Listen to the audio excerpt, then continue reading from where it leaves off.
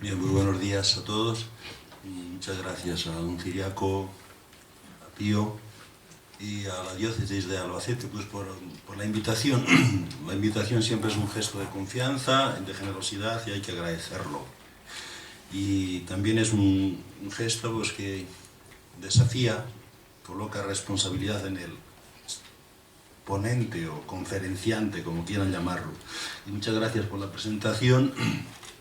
De todos los libros, yo el único que recomiendo, no para comprarlos, sino para meditarlos, es el de la Cristología, porque al final de la vida uno va llegando a ese punto, a fijar los ojos en Jesús, el que inicia y consuma nuestra fe.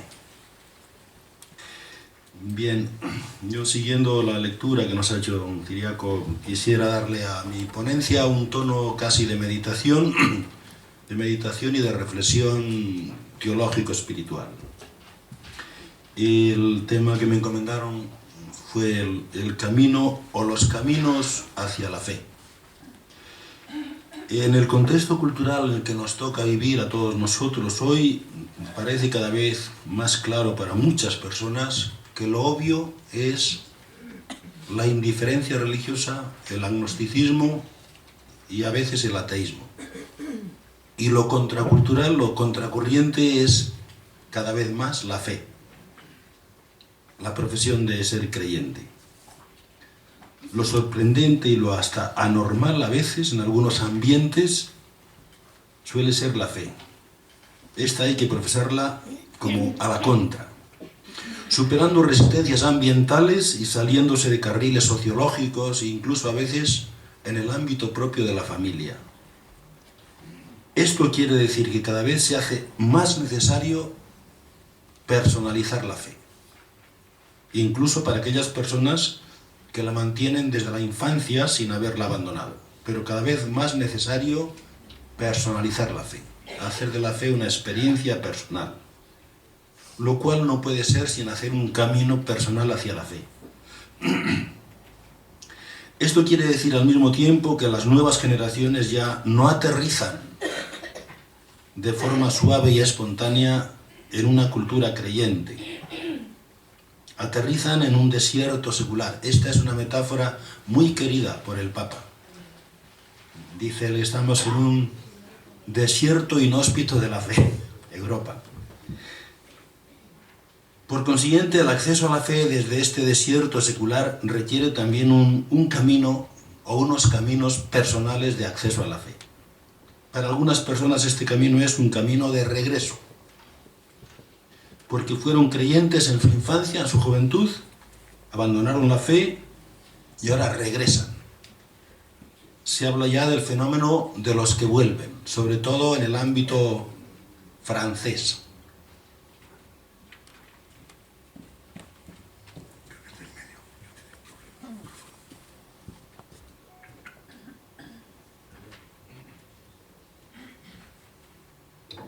Perdón, ¿se oye este? Vale, gracias. Entonces, sobre todo en el ámbito francés digo que cada vez se habla más y se toma más interés en este fenómeno de los que vuelven. Especialmente gente de mi tiempo, de mi generación, de nuestra generación, creyentes en la infancia, en la juventud, que abandonaron y ahora regresan como añorando la experiencia religiosa. Por todos lados vemos pues cómo va brotando la necesidad de personalizar la fe y por consiguiente de roturar personal y eclesialmente los caminos de acceso a la fe. Para encontrar un poco de luz en este desierto es conveniente y hasta necesario recordar cuáles fueron los caminos de acceso a la fe de la comunidad apostólica primitiva. La mayor parte de los especialistas en cristología hoy dicen que el propósito último de esta área de la teología es ayudarnos a hacer de nuevo el mismo camino de la comunidad apostólica hacia la fe. Por lo tanto, voy a comenzar en el número 1 con el camino de la comunidad apostólica hacia la fe cristiana. Comunidad apostólica se llama, pues básicamente a los primeros seguidores y seguidoras de Jesús, a la primera generación cristiana. En la primera generación cristiana, hombres y mujeres que siguieron a Jesús, hubo dos modelos de fe y de seguimiento, dos caminos distintos de seguir a Jesús. En primer lugar, el seguimiento que se llama prepascual, de antes de la Pascua, el seguimiento del Jesús terreno, del Jesús histórico, del Nazareno. Este estaba basado en una fe muy germinal en Jesús y en su obra salvífica. De por medio hay una llamada, ciertamente, una vocación y sobre todo un entusiasmo creciente por la persona de Jesús, por sus enseñanzas y sobre todo por su ministerio sanador. No es fácil determinar hasta qué nivel llegó esta fe de los primeros seguidores del Jesús terreno. Hasta qué punto descubrieron en él la condición divina, la condición mesiánica, o hasta qué punto colocaron en él la salvación definitiva. Lo que parece claro es que la persona de Jesús les merecía confianza, crédito, cierto grado de fe, pues en él encontraban alivio, consuelo, promesas cumplidas. ¿Se puede hablar ya de fe cristiana? El texto evangélico nos deja algunos indicadores para evaluar aquella fe y aquel camino del seguimiento prepascual, antes de la Pascua. En primer lugar, el texto evangélico nos deja claro que la persona de Jesús, sus enseñanzas y sus acciones sanadoras ejercieron una fuerte seducción sobre sus seguidores. Estos creyeron en él y le siguieron. En segundo lugar, el texto evangélico nos deja claro que aquella fe y aquel seguimiento también tenían motivaciones híbridas. Recuerden textos como los siguientes: me seguís porque os he dado de comer. A nosotros, que lo hemos dejado todo, dice Pedro, ¿qué nos vas a dar? Los hijos del Zebedeo queremos sentarnos uno a tu derecha y otro a tu izquierda. Motivaciones manifiestamente híbridas. Estas motivaciones nos hablan de una fe interesada, legítima pero interesada. El interés por el pan, por la salud, por la seguridad, por tantas cosas, es legítimo, pero no puede ser el fundamento de nuestra fe. Sobre todo el texto evangélico nos deja claro, en tercer lugar, que aquella fe no fue suficiente. Esto es lo que quiero subrayar. Aquella fe no fue suficiente, no fue consistente, no fue capaz de superar el momento de la prueba, de la crisis, el escándalo de la cruz. Esto quiere decir que la seducción o la fascinación que ejercía su persona, que la buena voluntad de los seguidores, incluso la generosidad fogosa de Pedro, no son suficientes para sostener la fe de los discípulos en el momento del Gólgota. De hecho, ante el final infame del Maestro, todos huyeron, se dispersaron, abandonaron la comunidad. Unos autores llaman a esto simplemente abandono por miedo, otros lo llaman incluso apostasía. El hecho es que el camino de aquella fe en Jesús, de aquel seguimiento prepascual, parece haber terminado en fracaso.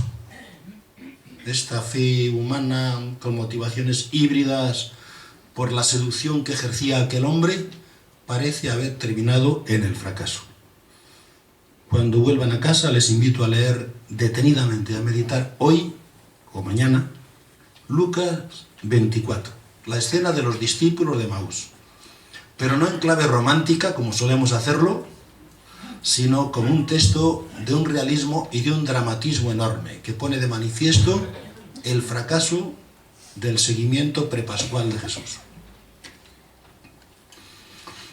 Pero el mismo texto, en una segunda parte, hace referencia a otro camino de la fe, el inicio de otro camino de seguimiento, que podemos llamar la fe y el seguimiento post-pascual, de después de la Pascua. Aquí se nos presenta el camino hacia la fe como un camino de regreso. Piensen en los 2 discípulos de Emaús, regresando. Y ahora ya se puede hablar con plena seguridad de fe cristiana, de una fe capaz de superar el escándalo de la cruz del Maestro e incluso capaz de superar la muerte de los propios discípulos, porque uno tras otro fueron muriendo por la fe cristiana. Efectivamente, el final de Jesús supuso un duro golpe para la fe de sus seguidores.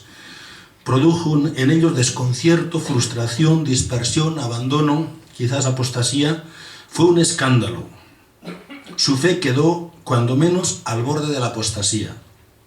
Ahí están las 3 negaciones de Pedro como la gran metáfora. Las 3 negaciones de Pedro. El texto nos habla de miedo, fuga, ocultamiento, abandono, decepción. La gran pregunta: ¿qué ha tenido que suceder para que brotara en los discípulos la fe pascual? ¿Qué ha tenido que suceder para que regresara? ¿Cuál fue su camino de acceso o de regreso a la fe después de tanto escándalo y quizás tanta apostasía? Después del escándalo de la cruz y la dispersión, solo una experiencia de contraste puede conducir a los discípulos de nuevo a la fe. Una experiencia de contraste. Una experiencia de contraste debió tener lugar entre el escándalo de la muerte y la fe definitiva en la resurrección. Esta experiencia de contraste se llama el encuentro con el resucitado. El encuentro con el resucitado. El núcleo de la fe cristiana. Solo este encuentro constituye la base firme de la fe cristiana. Por consiguiente, el camino de la comunidad apostólica primitiva hacia la fe es un camino de regreso desde la cruz. Esta experiencia del encuentro se expresa en relatos de apariciones. Los distintos relatos de apariciones no son nada más que un intento de describir el encuentro con el resucitado. A esta experiencia del encuentro que da origen a la fe pascual concurren varios factores. Esto sí es importante. El recuerdo piadoso de su convivencia con el Galileo. Ellos empiezan a recordar. Segundo, la explicación de las Escrituras tal como nos lo narra la escena de Emaús. Nuestro corazón se caldeaba. Tercero, la experiencia comunitaria en la fracción del pan. Cuarto, la acción del Espíritu. Y en adelante el seguimiento pascual y la misión de los propios discípulos.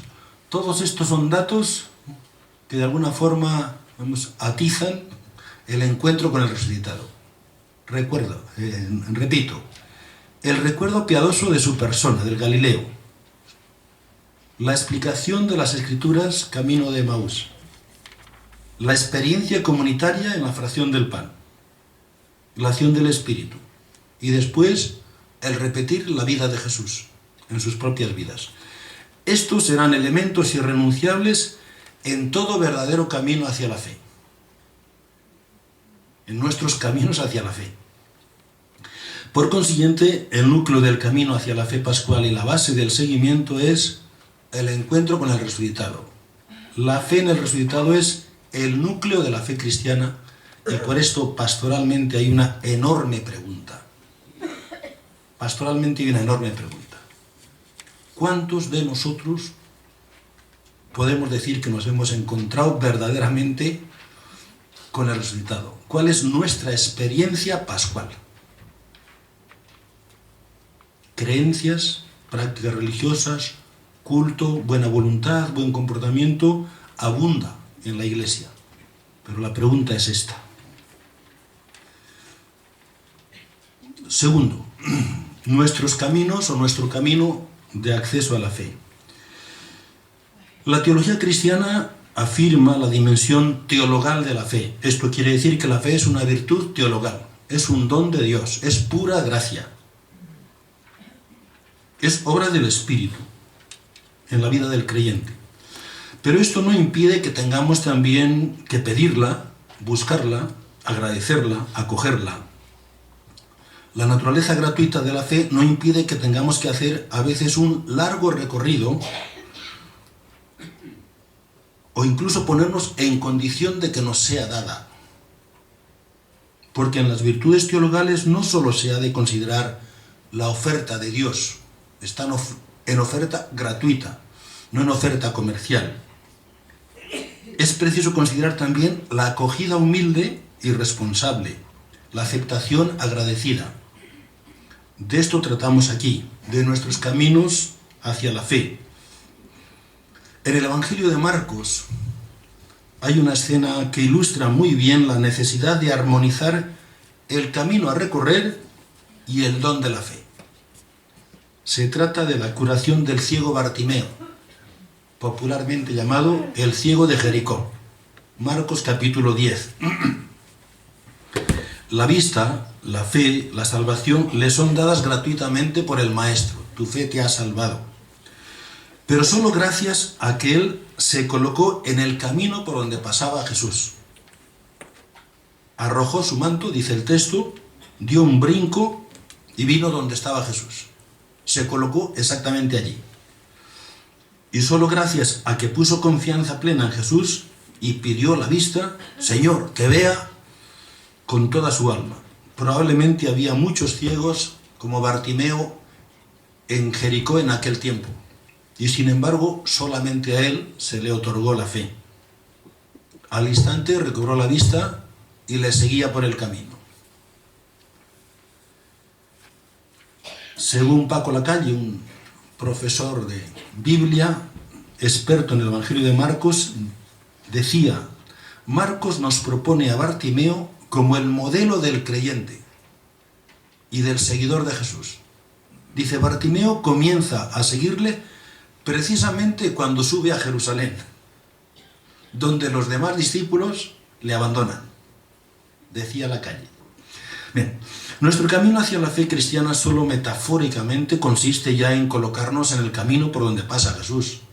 Físicamente Jesús no pasa por ningún camino. Él ya no está físicamente entre nosotros. Nuestro camino consiste más bien en rehacer el camino de la primera comunidad apostólica. Es el camino que nos ha de llevar al encuentro con el resucitado.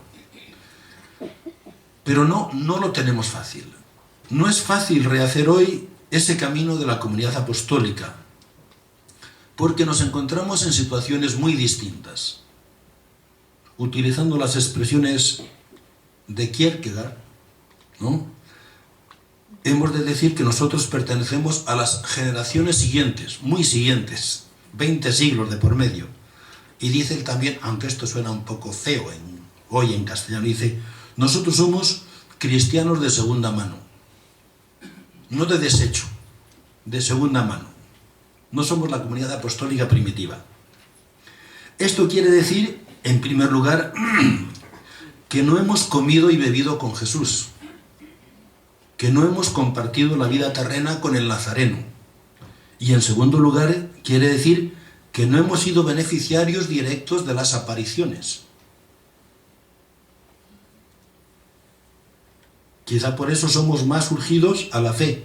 Recuerden aquello, a Tomás, lo que le dice a Tomás, bienaventurados los que no vean y crean. Pertenecemos a este grupo, los que tenemos que creer sin ver. La fe genuina acontece cuando cesa la visión, dice San Agustín y Santo Tomás después. De hecho, las apariciones del resucitado son fugaces. Van seguidas de una desaparición que da lugar a la fe. Recuerden la escena de Maús. Entonces le reconocieron y desapareció de su presencia. Es el tiempo de la fe, no de la visión, no de las pruebas, no de las demostraciones. Entonces los de Emaús corrieron hacia Jerusalén y confesaron su fe. Contaron lo que les había pasado y cómo les reconocieron al partir el pan. Insisto en esto, cuando cesa la visión es la hora de la fe. Cuando faltan las pruebas y las demostraciones es la hora de la fe. Esta nuestra situación nueva nos obliga a hacer el camino hacia la fe en dos direcciones. Hacia atrás, creyendo el testimonio eclesial de 20 siglos de Iglesia, hacia atrás, y hacia adelante rehaciendo experiencias análogas, similares a aquellas de la primera comunidad apostólica. Desarrollo un poco estos dos temas. Primero, creer en el testimonio de la Iglesia. No somos testigos oculares. Dependemos del testimonio de los primeros testigos que han llegado a nosotros a través de la tradición eclesial a lo largo de 20 siglos, muchas generaciones. De no haber sido por este testimonio, la fe cristiana hubiera terminado y la causa de Jesús hubiera desaparecido. Mal que nos pese, y mal que les pese a algunas personas, sin la historia de la Iglesia, con todos sus pecados y sus... De no haber sido por esta historia de la Iglesia, la fe cristiana hubiera desaparecido. Es imposible hacer el camino hacia la fe cristiana sin la mediación testimonial de la Iglesia. Sin embargo, es preciso afirmar que el testimonio no es el objeto último de nuestra fe. El objeto último de nuestra fe es el Dios que ha resucitado a Jesús. No hay que quedarse en el testimonio, sino lo que se testifica. El objeto de nuestra fe no es el mero testimonio, sino lo testimoniado, lo dicho, lo anunciado por la Iglesia, lo anunciado. Decía Santo Tomás, en la Edad Media, nuestra fe no termina en las formulaciones, sino en la cosa. Solamente elaboramos formulaciones, ¿no?, para transmitir el contenido. La fe en este testimonio eclesial nos obliga a hacer un largo recorrido a través de 20 siglos, aguas arriba, hasta llegar a las fuentes limpias. A veces los escándalos eclesiales y a veces la perversión del mensaje nos hace difícil el camino. A pesar de que hoy para muchos la Iglesia es un obstáculo en el camino de la fe, es preciso decir que sin la Iglesia es imposible la fe cristiana. Esto exige un ejercicio serio y responsable de interpretación, de formación permanente, esto que estamos haciendo aquí. Lo hacen por nosotros el magisterio, los teólogos, los catequistas, los biblistas, los científicos, la conferencia de Pedro de ayer, ¿no? Pero siempre es conveniente un ejercicio personal de formación en el mensaje cristiano. La fe no depende necesariamente de nuestros conocimientos teológicos, pero siempre es más favorable a la fe una buena teología, una buena catequesis, que una mala teología y una mala catequesis.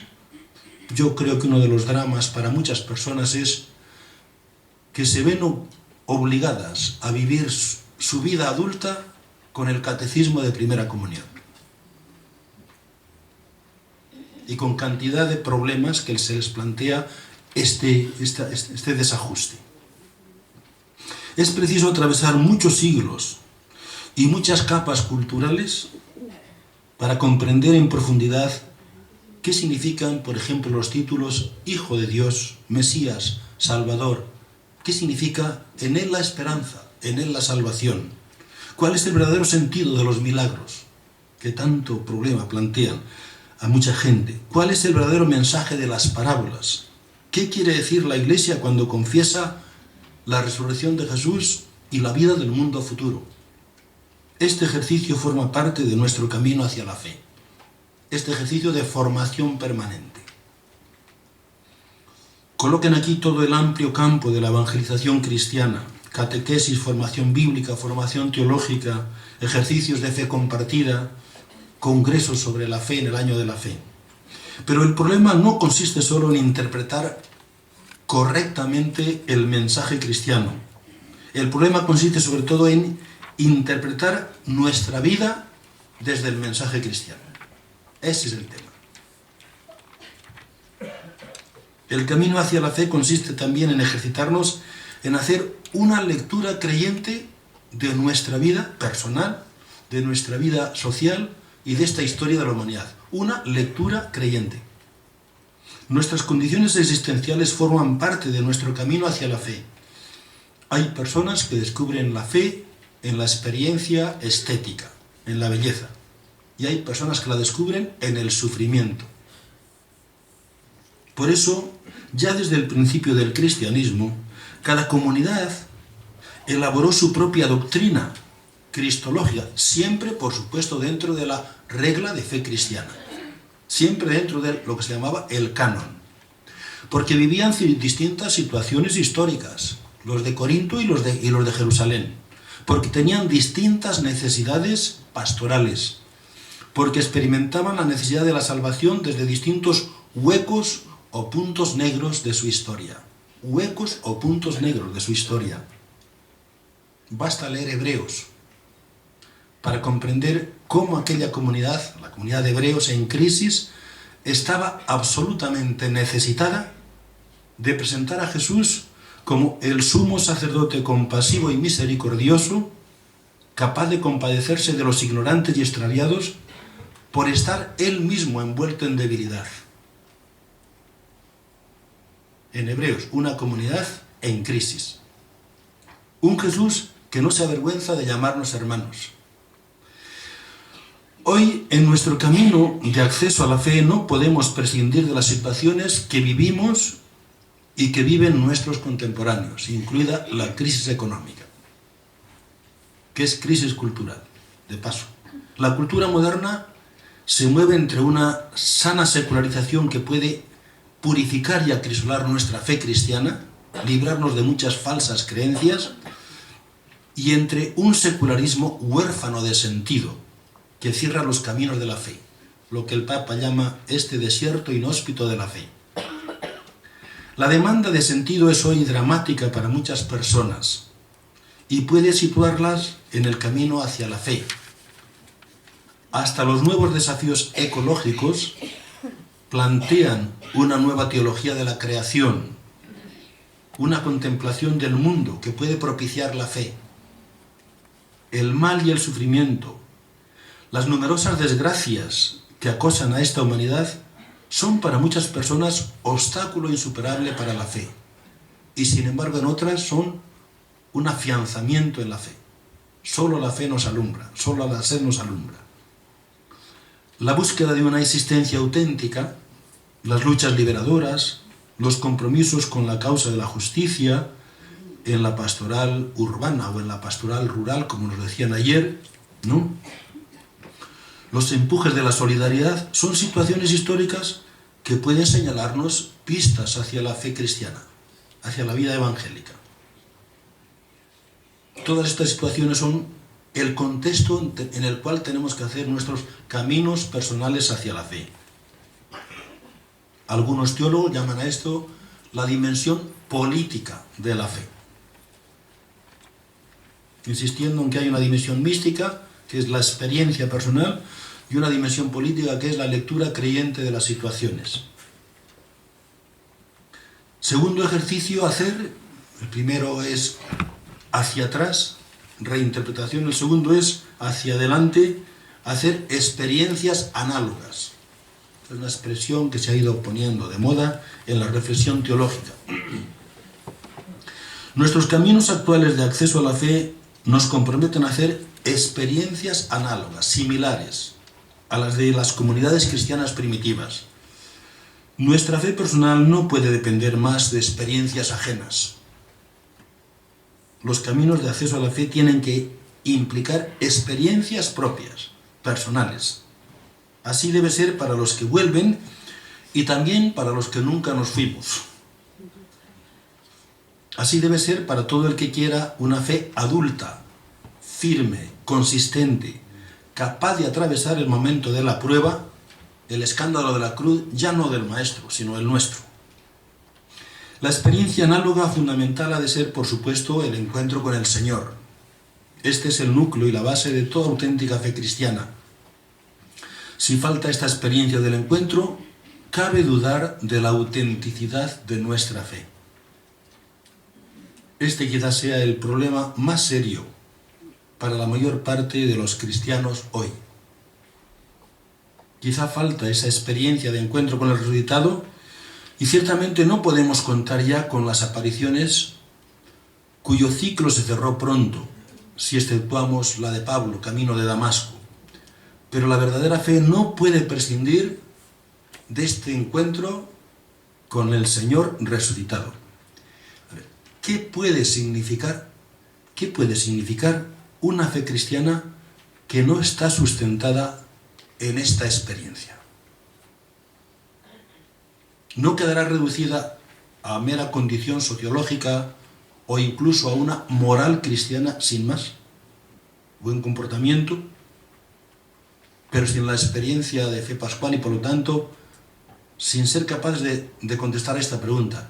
¿Qué quieres decir cuando dices creo en la resurrección de los muertos y en la vida del mundo futuro? ¿Qué quieres decir? ¿Qué quiero decir? Por otra parte, hay tres grandes experiencias análogas que pueden ayudar al camino hacia la fe. Se las puede considerar tres experiencias fundantes de la comunidad apostólica primitiva. En primer lugar está la experiencia de que el Espíritu de Jesús está actuando en medio de la comunidad. Llama la atención a los Hechos de los Apóstoles cómo se personaliza el Espíritu como si fuera un apóstol más. Y entonces el Espíritu les prohibió ir y les dijo que fueran. Por supuesto, el Espíritu es un don. Le fue dado a la comunidad apostólica primitiva y se le ha prometido a toda la humanidad. El Espíritu está actuando desde los orígenes de la creación, revoloteaba sobre las aguas y sigue actuando. La experiencia del Espíritu no es una experiencia emocional, es más bien un atinar con la fuente del ser, de la vida, del sentido, de la verdad, lo que está debajo animando todo. No es una experiencia emocional, es un dejarse animar y enseñar por una luz y una fuerza que supera con creces nuestra capacidad mental y también nuestros recursos. Hay creyentes que en un momento determinado, probablemente los mártires, ¿no?, que nos han leído, a mí me ha recordado, perdón, un paréntesis, un dominico también mártir, obispo de China, escribía a su madre mientras estaba en la cárcel, me lo ha recordado la lectura, y le decía: mamá, me van a matar, me quedan pocos días ya, pero estoy absolutamente sorprendido porque yo no sé de dónde me viene esta fuerza que tengo. En una carta que escribía a su madre, en Asturias: mamá, estoy sorprendido porque no sé de dónde me viene esta fuerza que tengo. Me van a matar dentro de unos días. Algo de eso es esto que llamamos el Espíritu de Jesús actuando en la comunidad. Es un dejarse animar y enseñar por una luz y una fuerza que supera con creces nuestra capacidad y nos hace crecer más allá de nosotros mismos. Esta experiencia del Espíritu es el afianzamiento de la fe pascual. Jesús es el Señor, está vivo y es promesa de vida plena para toda la humanidad. En segundo lugar, otra experiencia análoga es la experiencia de la fraternidad, de la sororidad, de la vida en comunidad, de los hermanos y hermanas. El recuerdo de la comunión de mesa con Jesús durante su ministerio público fue definitivo para reconocer al resucitado. Le reconocieron al partir el pan, los de Maús. Y junto al lago de Galilea, ¿tenéis ahí un pescado? Es el Señor. Las apariciones más solemnes tienen lugar mientras los discípulos y discípulas están reunidos en comunidad. Y algunas incluso cuando están partiendo el pan, cenando. Así lo testifican los hechos. Si la comunidad está viva, es un signo de que Jesús está vivo en medio de nosotros. Es la experiencia comunitaria la que sostiene y confirma la fe de los discípulos. Probablemente si no hubieran reconstruido la comunidad, también se hubiera desaparecido la fe cristiana. A Pedro se le encomienda especialmente este ministerio. Yo he rogado por ti, para que tu fe no vacile. Y tú, cuando te hayas levantado, sustenta a tus hermanos. Experiencia análoga, pues, la experiencia comunitaria. Hoy, probablemente la experiencia de la vida fraterna y sororal, la experiencia o la práctica comunitaria sigue siendo una experiencia análoga, pero muy débil. Hay cantidad de cristianos que tienen parroquia, pero no sienten tener comunidad.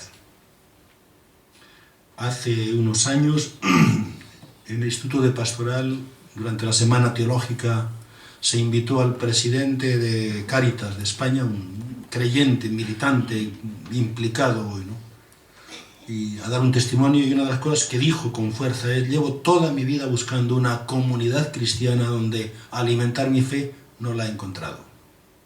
Yo no me meto si el culpable era él o la ausencia de comunidades, pero a mí me impresionó aquel testimonio.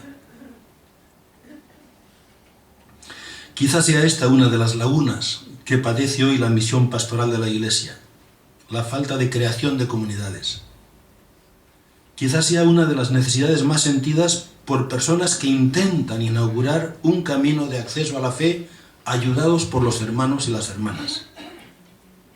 No encuentran una comunidad de acogida, una comunidad de acompañamiento, una comunidad de referencia. No pueden reconocer al resucitado partiendo el pan porque no tienen con quién. Bien, la tercera experiencia análoga, bueno, paréntesis, yo creo que aquí es muy importante la crisis o la consistencia cristiana de la familia en el partir el pan y afianzar la fe. La tercera gran experiencia análoga es la práctica del seguimiento de Jesús, la práctica del camino, como se decía en los Hechos de los Apóstoles.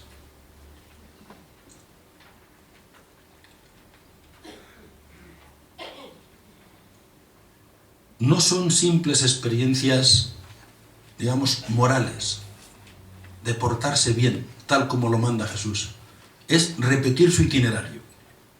Y al repetir su itinerario, tener la experiencia de que Jesús está animando nuestra vida. Es decir, la comunidad cristiana primitiva reconoce a Cristo vivo en la medida que repite su itinerario, su camino. Conocen a Jesús en la medida que lo siguen, en la medida que rehacen su mismo camino y continúan su misión. Se confirman en la fe mediante la práctica del seguimiento. Ahora entienden por qué el mensajero les remite a Galilea. Recuerden en las apariciones en Marcos: irá delante de vosotros a Galilea, allí le veréis. Galilea es el símbolo del seguimiento, el lugar donde fueron llamados, escucharon a Jesús y le siguieron. Varios teólogos afirman hoy de forma muy bonita, digamos, lo siguiente. Dice: la fe en Jesucristo nace bajo las plantas de los que le siguen. La fe en Jesucristo nace y se alimenta bajo las plantas de los que le siguen. Otros dicen: conocemos a Jesucristo en la medida que repetimos su camino, su historia. 3. No, ¿cuánto tiempo? 10 minutos. 3. Nuestros caminos personales de acceso a la fe. Caminos personales. Nuestra fe personal no puede terminar en testimonios ajenos, decíamos. Debe terminar en lo testimonial. Tampoco nuestra fe debe depender, en último término, de experiencias ajenas. Una fe personalizada debe atravesar la experiencia personal. Nuestro camino hacia la fe debe ser un camino personal. Por eso necesitamos experiencias personales análogas. Dada la importancia de la experiencia personal en nuestro camino hacia la fe, es lógico que los caminos hacia la fe sean múltiples. Aquí no solamente cada cabeza es un mundo, sino que cada corazón tiene un camino que recorrer. Hay caminos hacia la fe que tienen un carácter espectacular, radical, casi violento. Se trata de experiencias fuertes de conversión, como las de Pablo de Tarso o Agustín, o muchos otros conversos a lo largo de la historia. Con frecuencia se nos ha presentado esta experiencia de conversión desde la perspectiva moral, en clave moral, cual si el converso pasara de ser una persona con conducta depravada a ser una persona con conducta moral y evangélicamente intachable. En algunos casos esto es verdad, en la mayoría esto no es verdad. No es este el núcleo de la conversión. Esta es una visión demasiado pobre, si no errada, de la conversión en el ámbito cristiano, puesto que el fenómeno más decisivo y trascendental en casi todos los casos de conversión ha sido un fenómeno de iluminación, de ver, Señor, que vea, de metanoia, de cambio radical en la visión de la vida y del mundo. De hecho, la primera generación cristiana llama al bautismo el momento de la iluminación. Este es el nombre del bautismo. Dice en Hebreos, recordad aquellos tiempos en que fuisteis iluminados. Esto queda muy bien reflejado, por ejemplo, en el relato de la conversión de Pablo. Yo les invito a que lo lean. Hechos, capítulo 9. Una luz le envolvió, quedó ciego. Aunque tenía los ojos abiertos, no veía nada. Pasó 3 días sin ver nada. Tras la visita de Ananías, dice, al instante se le cayeron como unas escamas de los ojos y comenzó a ver. Ya ven que es un relato de conversión en clave de iluminación. El Pablo cristiano es igual de fogoso que el Pablo perseguidor de los cristianos. Y probablemente su carácter sigue siendo el mismo, regular. Pero ahora camina en otra dirección. Este es el cambio. San Agustín, en las Confesiones, narra su conversión también en términos similares de iluminación. Extraordinario. Dice, tenía las espaldas vueltas a la luz y el rostro hacia las cosas iluminadas, por lo que mi rostro, que veía las cosas iluminadas, no te veía a ti. Dice, aún no habías iluminado mis tinieblas. Y en otro momento, una metáfora extraordinaria, dice, tú, Señor, me trastocabas a mí mismo, quitándome de mis espaldas y arrojándome contra mis ojos. Una metáfora absolutamente maravillosa de lo que significa no conocerme y arrojarme contra mis ojos. Bueno, algo similar, lástima que no tenemos tiempo, pero algo similar ha acontecido en la conversión de personajes más cercanos a nosotros, como por ejemplo Paul Claudel, ¿no?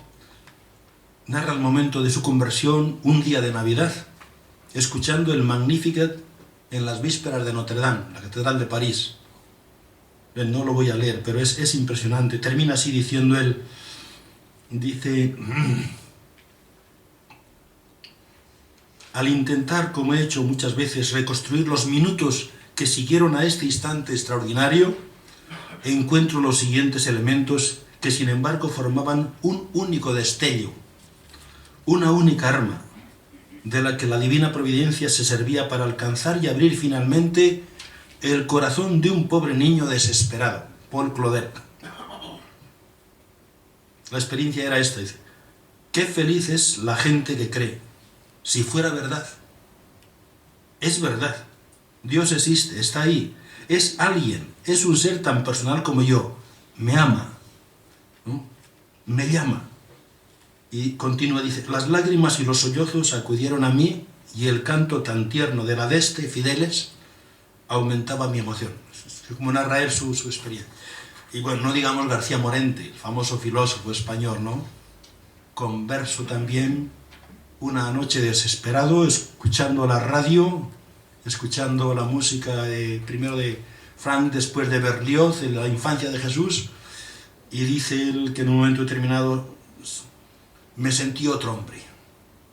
Dice que apagó la radio para que no se le pasara el momento. Se sentía otro hombre, el hombre nuevo, del que habla San Pablo. Miró por la ventana, no hay tiempo para leerlo, pero Es interesante de vez en cuando leer estas experiencias de conversos. Son espectaculares, pero todas ellas apuntan a que en un momento determinado estas personas tuvieron una iluminación, vieron la vida de otra forma. Y el creyente es el que lee de forma creyente. O André Frossard, un marxista empedernido, ¿no? Que aburrido entró en una capilla en el barrio latino y en 5 segundos no sabe lo que le pasó. Quedó converso y luego su padre le persiguió toda la vida por haberse convertido. Hay en todas estas conversiones un momento o un componente decisivo de iluminación. Una luz que cae sobre la vida del converso y que da lugar a una nueva cosmovisión, a una nueva axiología. Esta iluminación es un don gratuito y trasciende todos los conocimientos y razonamientos humanos. Sin embargo, no es este, ciertamente, el camino ordinario de acceso a la fe para la mayoría de las personas. Aunque también es cierto que quizá no preparamos el ánimo suficientemente para que eventualmente lleguen estos momentos a nuestra vida. Quizá no preparamos el ánimo porque consideramos que las conversiones estas son milagros espectaculares y excepcionales.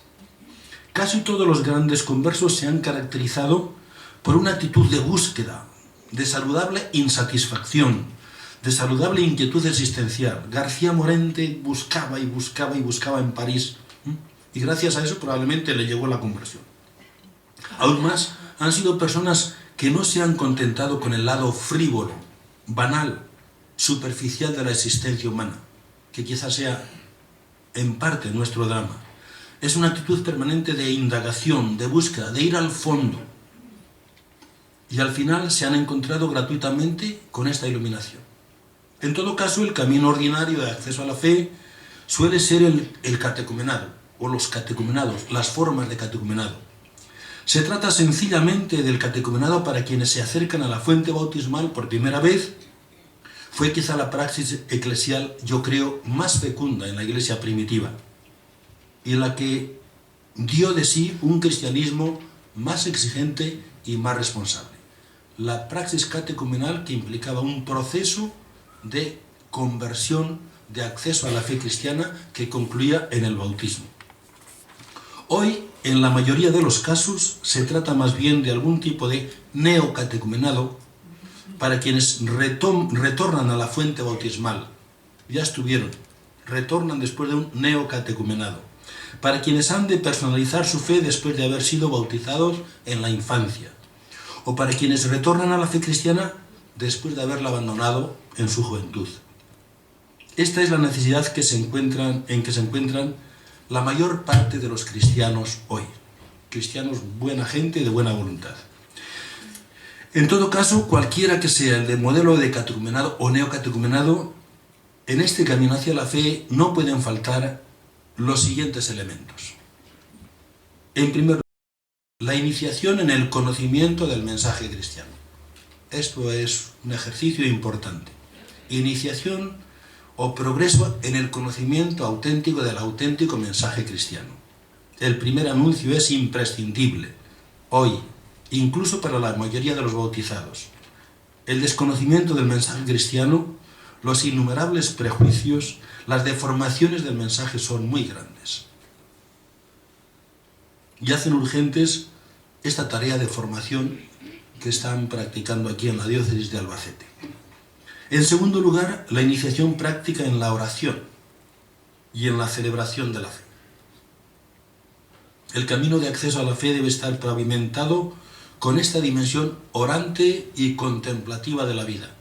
Es una pena que hayamos asociado la contemplación solamente con los monjes y monjas de clausura y que no contemplemos en nuestra vida momentos de contemplación para el alimento de la fe. Porque la fe no es un asunto solamente de conocimiento, sino también de experiencia cordial y existencial. Iniciarse en la oración y en la celebración significa ejercitarse en personalizar mi fe. También esta iniciación en la oración y en la celebración debe estar estrechamente relacionada con nuestras experiencias de vida. con nuestras experiencias de vida. En tercer lugar, ya voy terminando, la iniciación en la práctica del seguimiento de Jesús. Iniciación en la práctica esencial e irrenunciable de la vida cristiana. Es un empobrecimiento de la fe cristiana reducirla a la aceptación de unas verdades y a la práctica de unos rituales. Es también un empobrecimiento reducir la práctica cristiana simplemente a prácticas piadosas u oracionales, que son necesarias. ¿Qué queda del cristianismo si desaparecen, por ejemplo, la práctica de la caridad, la práctica de la misericordia, de la compasión, del perdón, de la justicia? ¿Qué queda del cristianismo? ¿Qué pasa con la fe cuando no va acompañada de obras evangélicas? Pero también estas prácticas exigen una iniciación que es parte de nuestro camino hacia una fe personalizada. A algunos grupos de catecúmenos en los primeros siglos cristianos se les iniciaban estas prácticas diciendo: la aldea necesita un puente, ustedes van a hacerlo gratuitamente. Iniciación en la práctica del Evangelio. Finalmente, el camino de acceso a la fe implica también la incorporación a una comunidad eclesial. La comunidad eclesial es el contexto en que se nos transmiten los testimonios que conducen a la fe. Y debería ser el contexto propicio para alimentar y sostener la fe, sobre todo cuando una persona llega a ese momento de decir: no puedo más, no puedo más. ¿Qué será del creyente si en ese momento no tiene una comunidad? No puedo más. Sin embargo, hoy en día, para algunas personas, la Iglesia se convierte en un obstáculo a la hora de acceder a la fe. Por eso sería necesario crear ambientes comunitarios, microcomunitarios, capaces de deshacer los prejuicios frente a la institución eclesial. En este sentido, hoy se insiste en la necesidad de contemplar itinerarios también personalizados como complementarios de los itinerarios eclesiales. En todo caso, nunca se ha de olvidar que la fe es un don, una gracia que acontece en la vida de las personas por obra y gracia del Espíritu Santo, sin saber a ciencia cierta cómo y por qué. Y no me lo pregunten ahora en el diálogo. Así, gratuitamente recobró la vista el ciego Bartimeo, pero él se puso algo de su parte, gritó, soltó el manto, dio un salto, se colocó en el camino por donde pasaba Jesús y pidió con insistencia: Señor, que vea. Y al instante recobró la vista y le seguía por el camino. Muchas gracias.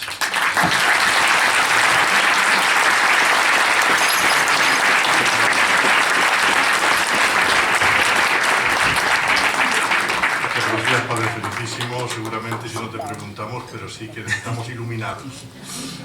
Pues bueno, ahora con José María. Pues el primero, felicitarle por su exposición, por la claridad y también por la pregunta que suscita, porque es un síntoma de que se transmite con verdad. Yo quería preguntarle un poquito por el tema de la comunidad que ha nombrado en estas experiencias análogas, porque en el pasaje del ciego de Bartimeo, cuando Jesús se detiene y decirle que venga, son los discípulos, son los miembros de esta comunidad los que van a hablar con el ciego y los que lo traen a Jesús. Yo quería decirle, o preguntarle en su opinión, si en esta sociedad tan apática y tan desencantada quizá de la Iglesia o de Dios, ¿no sería también una necesidad esta comunidad de creyentes que pueden vivir su fe en esos itinerarios individuales, pero que también pueden servir de testimonio al mundo, propiciando el encuentro también de las personas con Cristo?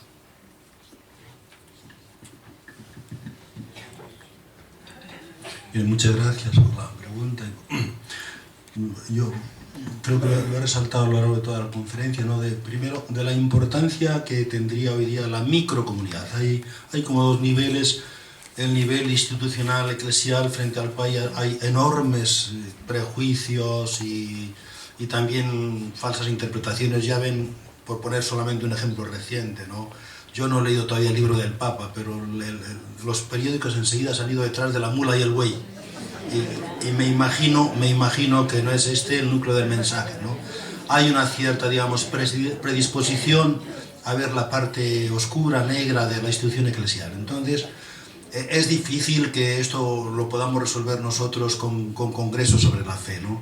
Hay otro nivel en el cual yo creo que tenemos más capacidad de gestión, que es el de, llamémoslo, el microeclesial, el de la microcomunidad, el de las relaciones interpersonales.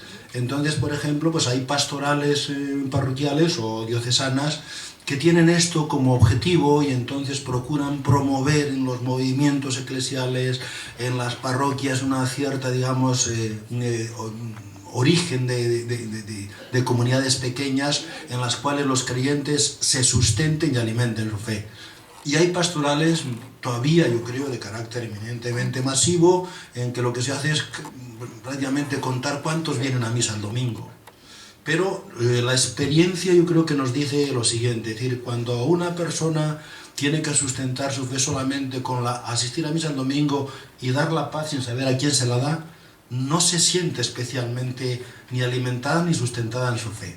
Cuando una persona encuentra un grupo comunitario con reuniones, bueno, esporádicas, no sé si a la semana, al mes, pero por lo menos sabe que otras personas están pendientes de cómo estás, qué te pasa, automáticamente comienza a sentirse un poco más firme en la fe, ¿no?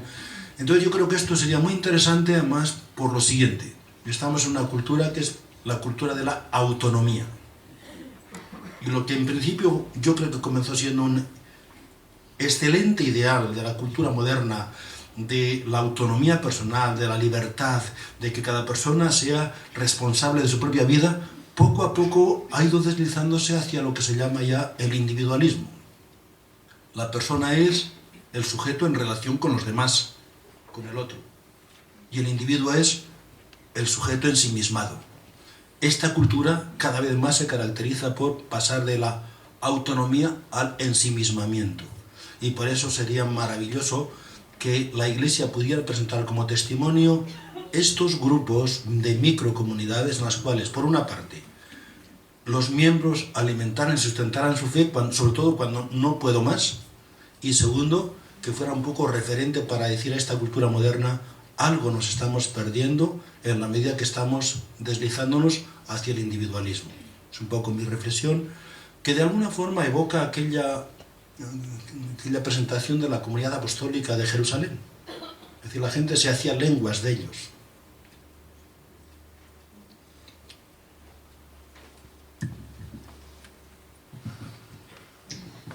Hola, buenos días. Mi nombre es Consuelo, soy invidente, por tanto me une muchísimo a nuestro hermano Bartimeo. Bartimeo, gracias. Entonces me agrada muchísimo de haber venido a esta conferencia porque nunca tuve la oportunidad de poder venir a una conferencia en la fe. Yo no he tenido la suerte de poder estudiar como todos ustedes, apenas sé filmar, pero sí que les puedo decir, y Jesús me llamo, estoy aquí, soy la presidenta de FECO, aquí en Albacete, somos una asociación a nivel nacional, internacional, luchando por los ciegos, pero no por los ciegos ya de los ojos, sino yo lucho por algo más, por lo que Dios me pide, que es por los ciegos de corazón, que por desgracia ahí está donde tenemos que pedirle que nos ilumine, porque España, el mundo entero necesita, creo, de ver con el corazón, porque les aseguro que es lo más bonito que hay. Gracias.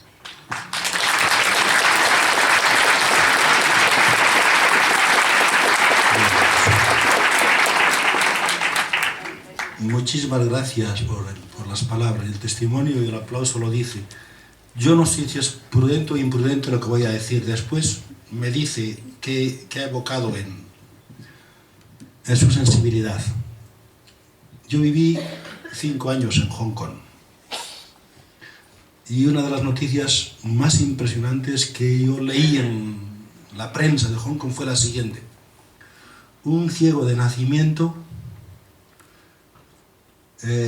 se sometió a una serie de cirugías en Hong Kong con unos médicos que estaban especialmente interesados en tratar el caso y consiguieron devolverle la vista parcialmente, pero suficiente para, bueno, para moverse y ver los árboles y el pic de Hong Kong y los edificios y aquel, ¿no? Es duro lo que voy a decir, como dice la televisión, esto puede herir la sensibilidad. A los 6 meses se suicidó. Se lanzó desde un 60 pisos y dejó una carta impresionante. La carta decía: el mundo que yo he visto ahora con mis ojos físicos es mucho más deprimente que el mundo que yo había visto con mi alma. ¿No? A mí nunca se me ha olvidado esta noticia, y para mí ha sido un motivo permanente de reflexión. Y ahora, cuando usted ha hablado, me ha venido a la memoria de nuevo este hecho, ¿no? Gracias por sus palabras. Padre, gracias por su conferencia. Yo soy una persona que me llamo Ernesto, estudié en la vida religiosa mucho tiempo, sin embargo vivía una fe muy prepascual. Cuando yo encontré un grupo aquí en Albacete que se llama Neocatecumenal, empecé a vivir una experiencia de todo lo que usted ha dicho aquí en esta conferencia. Sentía que coincidía con lo que yo estoy viviendo en este grupo. Sin embargo, también he encontrado en la misma iglesia mucho rechazo a este grupo, y entre muchos católicos empezaron a decir que eran una secta o algo así, ¿no?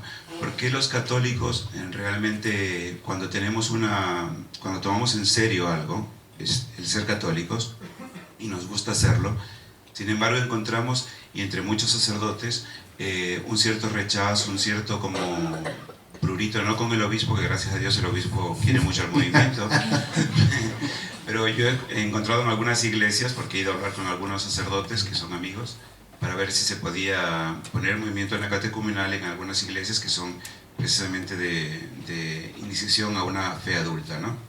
Sin embargo he encontrado mucho rechazo. ¿Por qué? Bueno, pregunta políticamente incorrecta. Políticamente incorrecta. Es decir, teológicamente y pastoralmente es perfectamente válida, ¿no? Y políticamente incorrecta porque, pues, ¿no? En este momento en la Iglesia, pues el tema de la relación entre los movimientos eclesiales siempre es políticamente incorrecto. Bueno, yo hago un par de comentarios o tres. Primero, es decir, he hablado de caminos hacia la fe.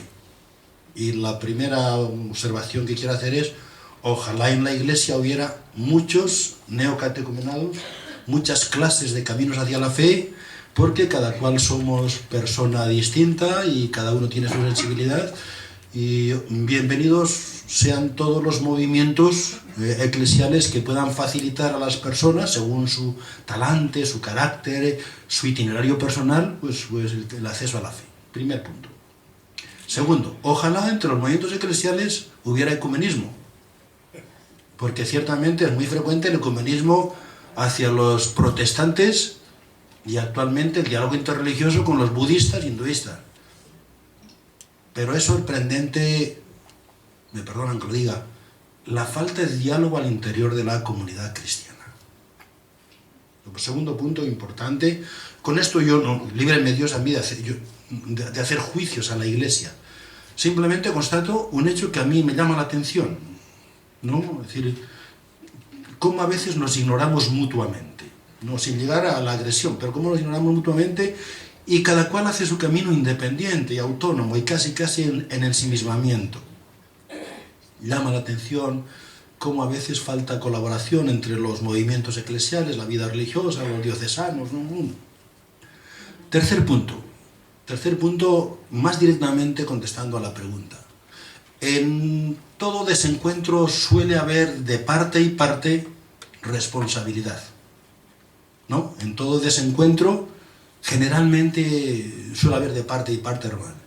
Yo no conozco por dentro el movimiento neocatecumenal y por eso tengo un hermano con el que todos los días en el desayuno discuto sobre el asunto. Por lo tanto, tengo información indirecta.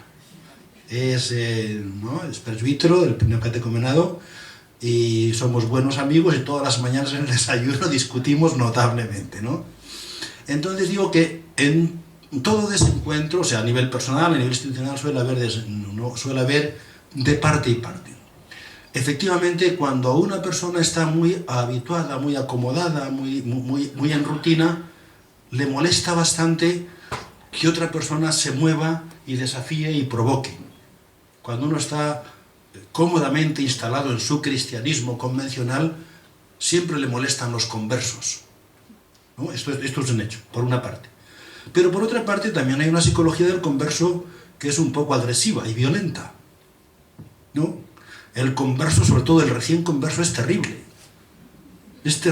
porque no tiene más ojos que el suyo, ¿no? Y entonces se le olvida, por ejemplo, que hay un San Agustín en la historia de la Iglesia y un Santo Tomás. San Agustín era un hombre apasionado, dramático por dentro, ¿no? Y por lo tanto, decir, sus confesiones son... Y Santo Tomás de Aquino dicen sus compañeros que era una especie de hombre sin pecado original. Sí, Santo Tomás. Y por eso, pues él vive su fe y su experiencia de fe en otra clave, distinta del catecúmeno o neocatecúmeno Agustín de Hipona. Entonces, quiero decir con esto, ¿no? Porque, ¿qué pasa hoy con respecto al tema del neocatecumenado? Pues probablemente tendrá que preguntarse, no digo el obispo, pero a las diócesis, las parroquias, ¿no? Si no les molesta un poco que haya procesos más exigentes, más demanding, más demandantes, y entonces tendrán que decir, bueno, pues igual nos viene bien. Y el movimiento neocatecumenal tendrá que preguntarse también, bueno, vamos a comprender también que hay otros procesos, ¿no? Y otros ritmos.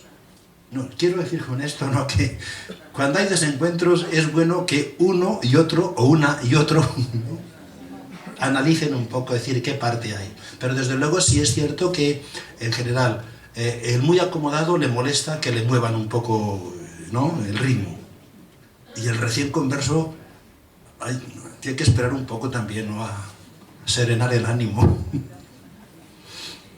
No entro en otros asuntos ya institucionales, que bueno, esto ya...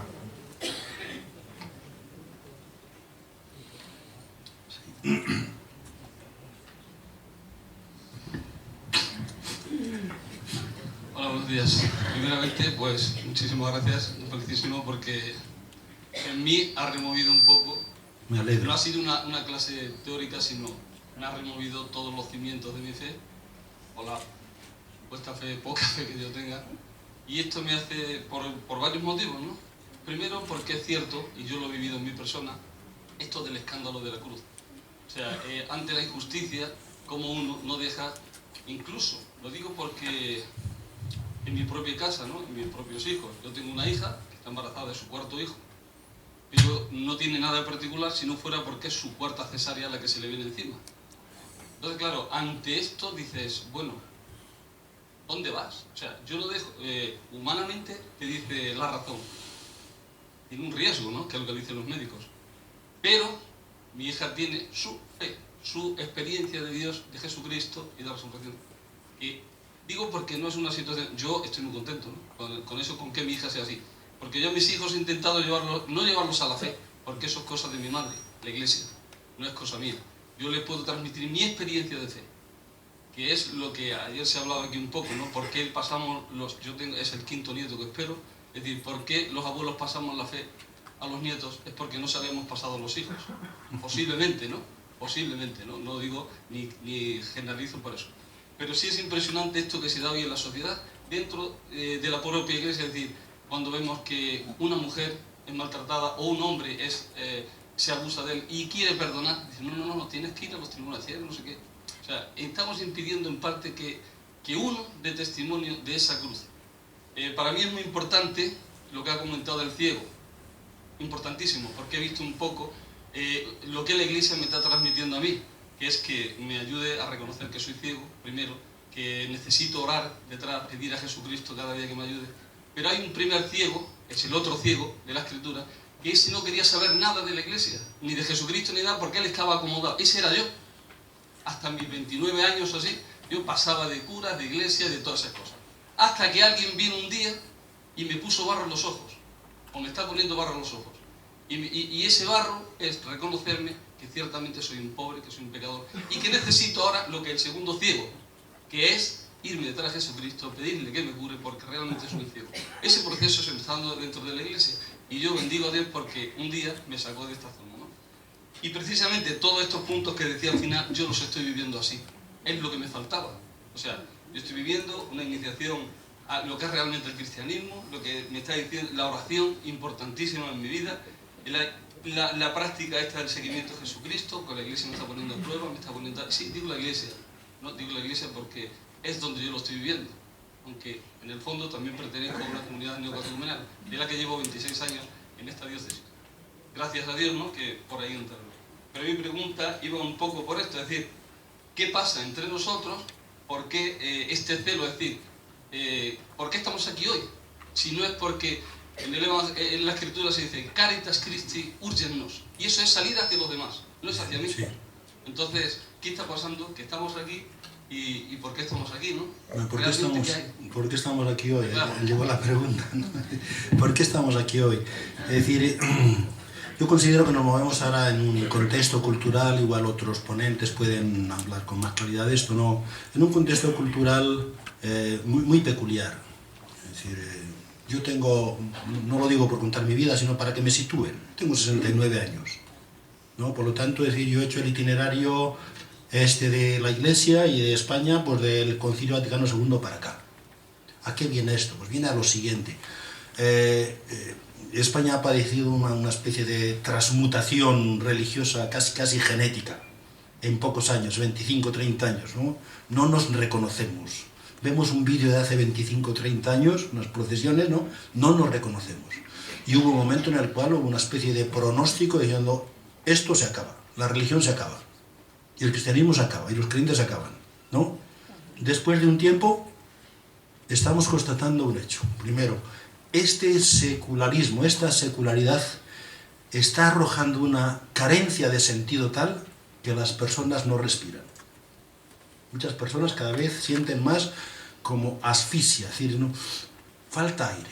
Entonces, ¿qué está sucediendo? Está sucediendo al interior de los cristianos que nos hemos mantenido, no sé si fieles, pero por lo menos firmes en la Iglesia.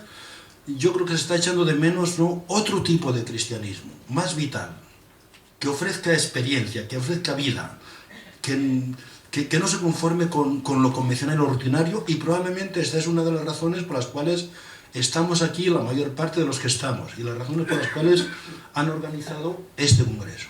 Pero es que no solamente es en los cristianos, al interior de los que han abandonado la fe o nunca la tuvieron, hoy resulta que comienza a aparecer la nostalgia de la experiencia religiosa.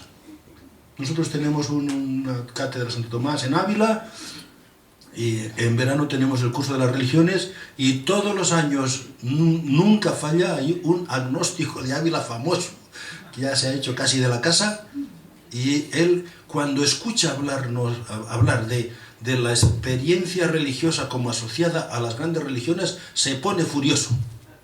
Dice, no señor, no hay derecho. Nosotros los agnósticos, los que no creemos, tenemos derecho a la espiritualidad. Y dice más, y lo dice en serio, yo diariamente tengo 2 horas de meditación, porque las necesito, un agnóstico. Es decir, este es un testimonio, ¿no?, de algo que está aconteciendo también en la sociedad secular, una especie como de regreso de la experiencia religiosa, nostalgia de la experiencia mística. Completando un poquito, no es mi respuesta, sino mi reflexión, a mí lo que me preocupa bastante es que muchas de estas personas que tienen verdadera añoranza o nostalgia de la experiencia religiosa no regresen a la Iglesia a buscarla, sino que tengan que irse a la nueva era, al Zen, al Sun, al Chin Chao, ¿no? Esto sí que me parece preocupante. Y como religioso que soy, dominico, también me preocupa mucho más que en este momento el que necesite experiencia religiosa no regrese a las comunidades monásticas y religiosas. Algunos vuelven, ciertamente. Este es el punto que a mí me preocupa, pastoralmente. Bien, ya no hay más tiempo. 10 minutos de descanso.